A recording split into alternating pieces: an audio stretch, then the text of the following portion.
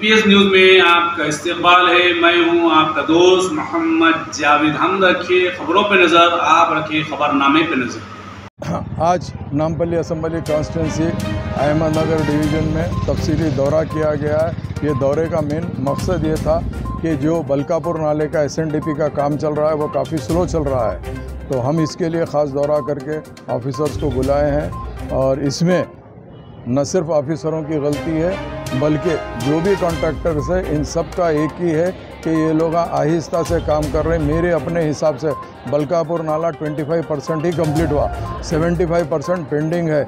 हम हुकूमत से मुतालबा करते हैं बलकापुर नाला SNDP के अंदर है, जल्द से जल्द इसको फास्ट काम कराए।